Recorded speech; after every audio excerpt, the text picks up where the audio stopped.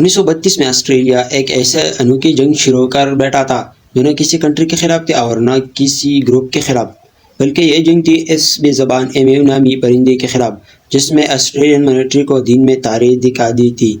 سننے میں تو یہ کافی عجیب لگتا ہے کہ ایک پرندے سے بھی بھلا کسی کو بھی ایسا کیا مسئلہ ہو سکتا ہے کہ اس کے خلاف ایک پورا ملٹری آپریشن کرنا شروع پڑ جائے، پر آسٹریلیا نے ایسا قدم بھی اٹھایا بھی تھا اور اس میں برا طرح شکست بھی کھایا۔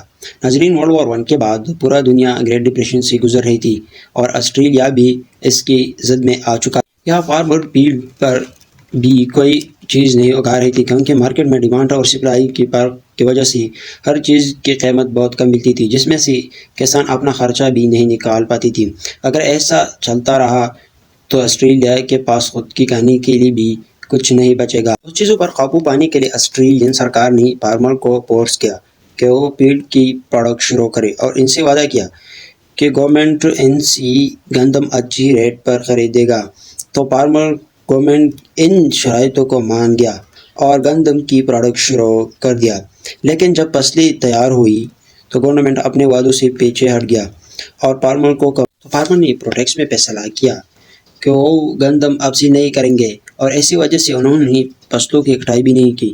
اب ایسا نہیں تھا کہ سرکار کو گندم کی ضرورت ہی نہیں تھی، وہ ایک ہی طرح سے فارمر کو بلیک میل کر رہی تھی کیونکہ ان کو معلوم تھا کہ تیار فصل فارمر گورنمنٹ کی سیل نہیں کریں گے تو ان کے فصلوں پر کیڑا لگ جائے گا۔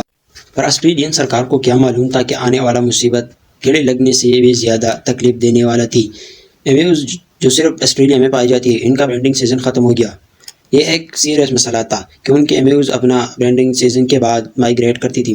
جب ایمیوز ان برینڈنگ ایریا سے کوسٹ کی طرف مائیگریٹ کرتی تھی تو ان کو ویسٹرن آسٹریلیا میں تیار گندم فیلڈ نظر آیا۔ 20,000 ایمیوز کا ٹولہ ان ویٹ فیلڈ میں گھس گیا اور راتوں رات فیلڈ کو کھا کر تباہ کر دیا۔